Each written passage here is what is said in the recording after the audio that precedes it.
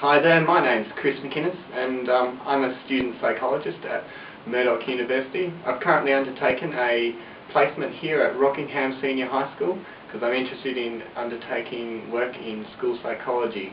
I'm here with PUGH, who's school psychologist at Rockingham High School. How are the tasks undertaken by a school psychologist undertaken in a school in a West Australian environment?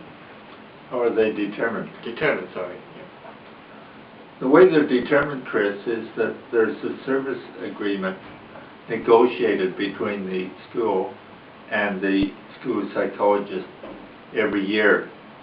And in this service agreement, the principal and the school psychologist negotiates the tasks that the school psychologist will carry out.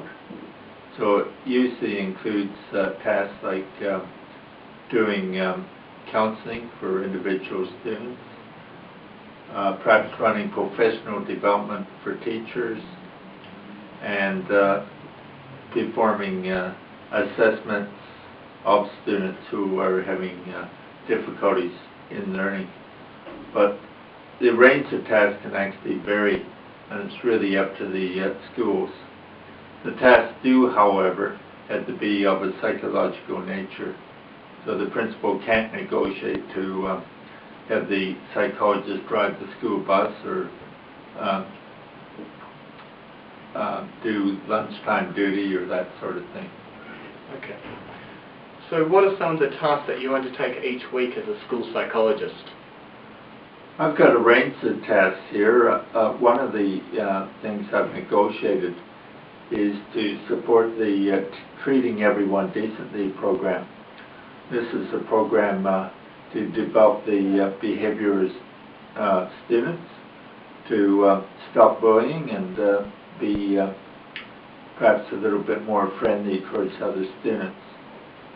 So what I do with the chaplain is go in and speak to every class from year 8 to year 11 for about 10 minutes per class every 2 weeks on a psychological theme having to do with treating students decently. Another task that's been negotiated is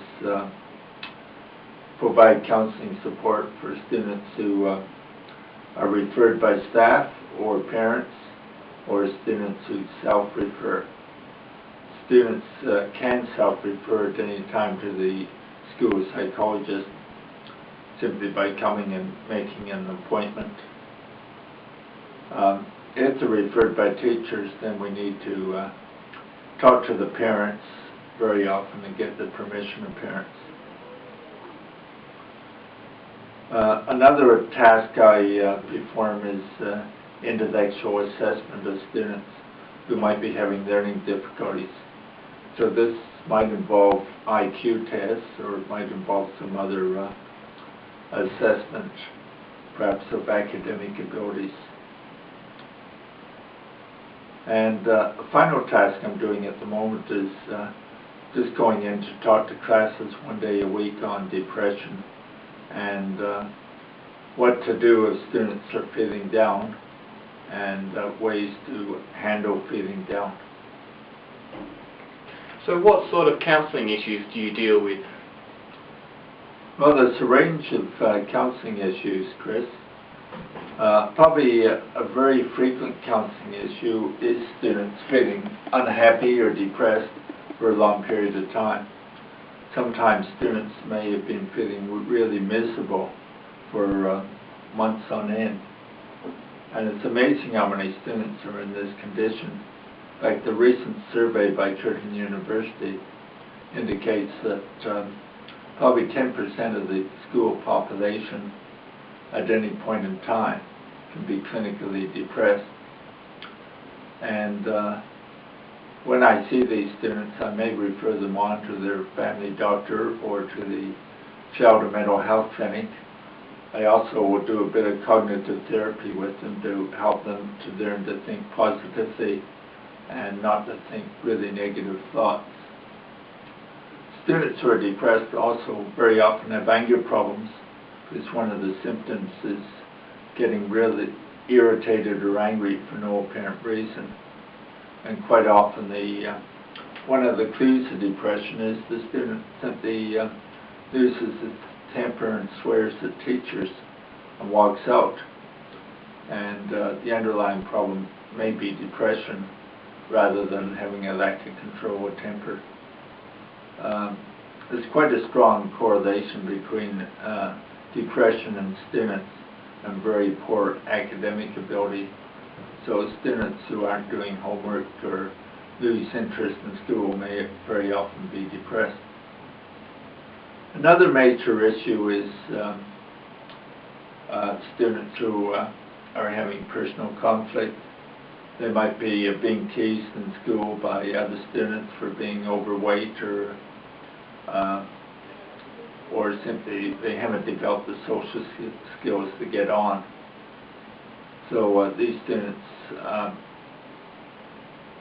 may come and see me to get some help with being teased or bullied. Anger management is an area that teachers tend to refer students for.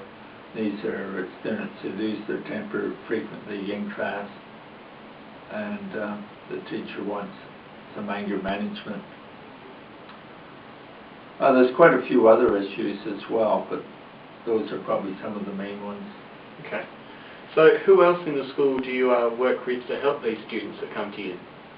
Well, the school psychologist is part of a student services team.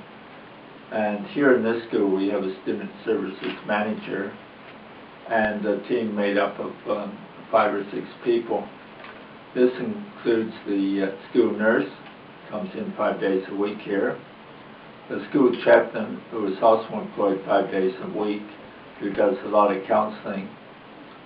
There's an Aboriginal liaison officer who works part-time, mainly with Aboriginal students.